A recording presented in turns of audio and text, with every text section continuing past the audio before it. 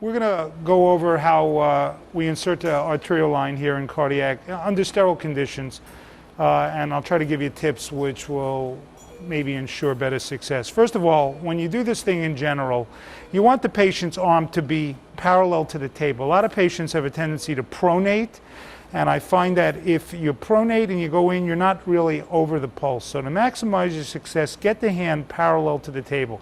Now that may mean you may have to externally rotate the patient's arm or move the arm board, but try to get it parallel. Having said that, some people will still pronate after, but I'll show you what I do to minimize that.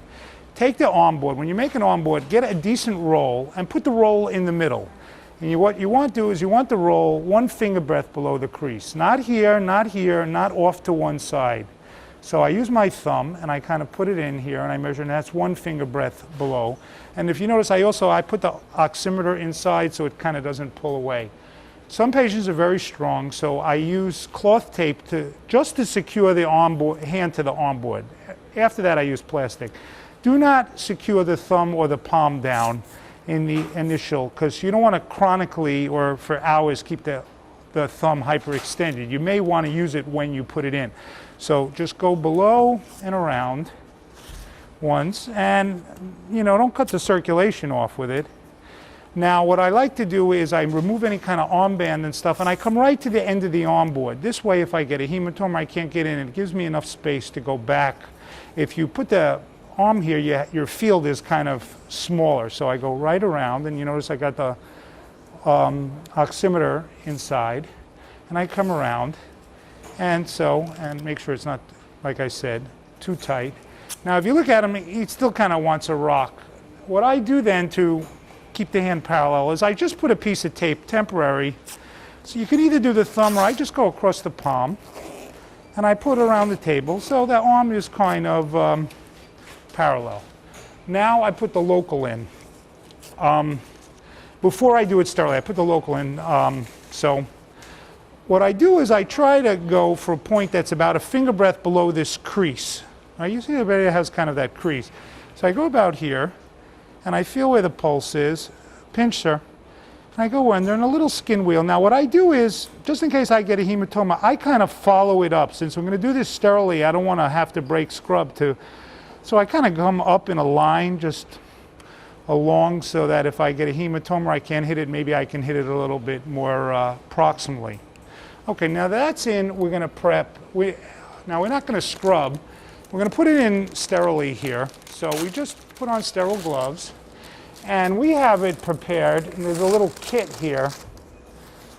So I'll show you how we do it. Now, like any other surgical field, we have a little prep stick, kind of like one of these shoe polish things, and you start it kind of in the middle, and you work your way around, and you go wider and wider and wider, and you never come back in, and you go tape to tape, side to side. Now, when you drape it, whatever is not prepped needs to be covered, or whatever is exposed needs to be prepped. Either way you look at it. If you look at these little towels that they give you, they have 2 corners, and you just pull them apart. So I go and they only give you 2. So here I go up this side, I kind of turn the corner, and I come back. Some people do that kind of triangle, like Boy Scout, Girl Scout kerchief thing, and that's fine too. And I take the second one, I pull it across, and I cover it. Now notice that there's no openings, you can't see, and this is all prepped, so it's sterile. Now we take an angiocath, and the way I do it is I take the back off. If you look at the angiocath, it's got a bevel side. So I start with the bevel side up, and if you look at it, you see that the plastic obviously doesn't stick out as far as the needle. The way I do this is I hold it and stand 90 degrees to the arm, not at kind of a right angle like this. Though sometimes in a trauma or something, you can't get in there, but ideally 90 degrees. Hold it so you can see the barrel, so you can see the blood flash back. What I do is I start, and not at 45-degree angle, but 15 to 30 degrees with the bevel up. what I do is I come in, and it's not good enough to get a flash. It actually has to be filling the barrel, like coming back slowly, you know. When you do that, if you have good control, it is possible that the needle is in and the plastic is still outside the lumen. So you're going to have to advance from that point a few millimeters, and it's very hard to see, so that the plastic is inside the lumen of the vessel. When you do that, I usually turn it 180 so the short side of the bevel is in advance. But even if you don't, when you advance, the blood still needs to be coming back very, very slowly. If it stops coming back, then you're up against the wall, and then maybe you have to pull back a little until it's coming all the way back. When you're at that point, just slide the catheter off. You don't have to kind of twist it off or curl it off or rotor-rooter it off. And you'll even see that blood comes up the lumen, and it should be in. So let us attempt that and see if we have any success here. Come down under the skin, and then we just hold it. I don't keep my finger on the pulse. Some people do. Now you notice here, you see that the blood is coming, and it's not a flat, it's coming back. So I go 180, which is just a small, then I advance slightly. Now you see when I advance, it stopped coming back. So it's not going to be in, it's going to be up against the wall. So let me pull it back just a hair. And see, now you see it's coming back again. And so it should be, now hopefully, let's look in between and see if we slide it off.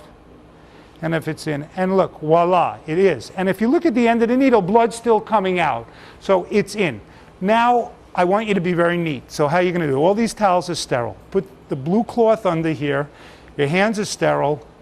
Cover the thing. Occlude the end with your thumb. Now, if you notice there's blood on my hand, I don't want you to touch everything with the blood on your hand. So wipe it on the towel, because it's all sterile. This is still all sterile. Now you take this, and I usually have it queued up, but hand it to me. Now, when you connect this, obviously there's going to be a point when you disconnect where it's going to bleed. That's why I have the blue drape under it.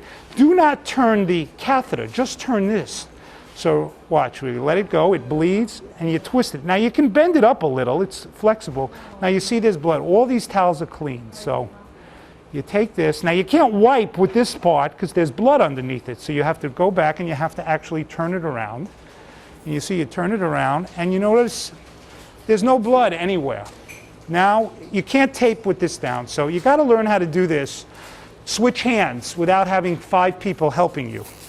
So you take the tape off, you just toss it down. Now, I like to go around the thumb, so I put it around the thumb, and now this piece can fall like a fishing float, so you got to make sure that it's secured, and if it won't stay secured, maybe ask somebody to hold it. But it looks like it'll do. Now, we put the bio patch on.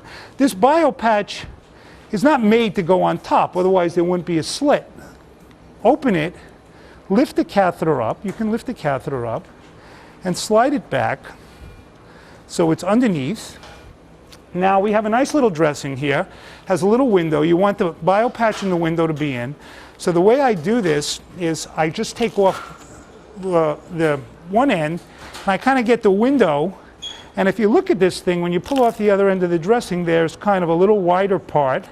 And then there's a little, it's kind of light up. I don't lay it down. I let it follow the natural curve, and I kind of pinch it here. And then you see this is a very nice dressing. It has very good adhesive. Now, they give you a second piece. Some people put it here. Lately, I've kind of been putting it up here. Anyway, it's good adhesive. If you look at this thing, there's a little part on this vamp so that the nurses can draw blood in the ICU. You don't want to occlude that. And when we tuck the arms, I don't want it to dig in. So what we have here is a couple of 2x2s. Take one 2x2 and fold it longitudinally. So it'll go like underneath this.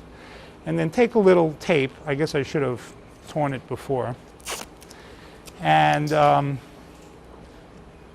you know, get it secure, you know, nice. So this way it pads where the arms are tucked. So, and then don't tent it, just mold it down. So, you know, kind of comes here. And if you want, since lately I've been doing this, you know, this piece, like I said, it's pretty good adhesive, you know, just kind of. And then maybe one more piece over here. And it's done. Clean up, throw away your sharp, Don't cover it up with any towels, and you're good to go.